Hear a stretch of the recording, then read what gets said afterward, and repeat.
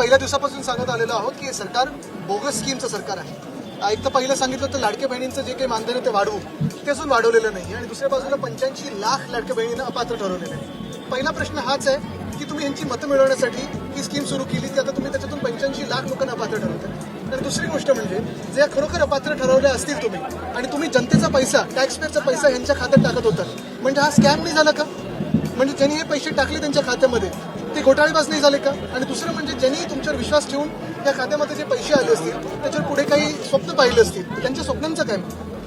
त्यांच्या 10 दिवसामध्ये कर्जमाफी करणाऱ्या शेतकऱ्यांना कृषी मंत्र्यांनी आज असं मी किती दिवस ऐकतो, पण हे सगळे जे विषय आहेत ते सरकार फक्त घोषणा करतं, पुढे काही करत नाहीये। आणि एका बाजूला ह्या सगळ्या घोषणा आणि दुसऱ्या बाजूला पेट्रोल, डिझेल, आता सीएनजीचे दाम वाढलेले आहेत, म्हणजे महागाई वाढवत जायची आणि दुसऱ्या बाजूला असे काही गोंधळ घालत जायचे, हेच सरकार आता बसलेलं डोक्यावर। पतंजलीवरती मोठी कारवाई करण्यात आली आहे एफडीआयकडून।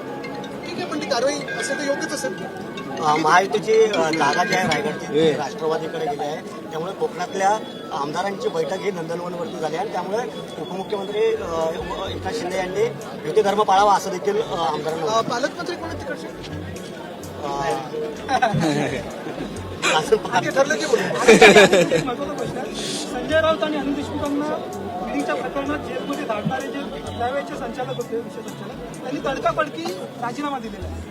मला थोडी याच्यावर माहिती घ्यायला लागेल, पण दोन्ही म्हणजे संजय राऊत जी असतील किंवा अनिल देशमुख जी असतील यांच्यावर नंतर कोर्टाने यांच्या केसेसवर यांना आठ टाकण्यावर काय ताशाने मारलेत हे आपण नक्की पाहावं। कारण ह्या देशामध्ये ईडी, आयटी, सीबीआयला कसं वापरलं जातं आणि या देशामध्ये ह्या तिन्ही यंत्रणेमुळे राजकारणात तर सतवलं जातच, विरोधी पक्षाला तर सतवलं जातच, पण ह्याच सोबत ह्याच यंत्रणेमुळे इथून सगळा जो एफडीआय तो बाहेर चालला आणि कोणी गुंतवणूकदार येत नाही आपल्या देशामध्ये। निलेश राणेंनी पोलीस अधीक्षकांवरती आरोप केला आहे, सिंधुदुर्ग आणि गोवा परिसरामध्ये बनावट दारूचं जे रॅकेट आहे ते मोठ्या प्रमाणात वाढतं आहे, त्याच्यामुळे काही लोकांवर मी बोलत नाही। ठाण्यातल्या टीडीआरचं प्रकरण देखील मोठ्या प्रमाणात गाजत आहे। ठाण्यातली अजून खूप प्रकरणं येतील, मुख्यमंत्री काल्यातून तुम्हाला लवकरच समजेल। जरांगे पाटलांचं आंदोलन आपल्या पक्षाचं मला वाटतं एक महत्त्वाची गोष्ट आहे, त्यांनी जे विषय घेतलेले आहेत आंदोलनामध्ये आणि खास करून आरक्षणाचा विषय असेल, आपल्याला आठवत असेल मागच्या वेळी नवी मुंबईत पण आश्वासनं काही सरकारकडून दिली होती, पण नेमकी किती आश्वासनं पूर्ण केली गेलीत हे त्यांनी आणि समाजाने थोडं पाहावं, कारण हे सरकार जे आहे ते फसवणारं सरकार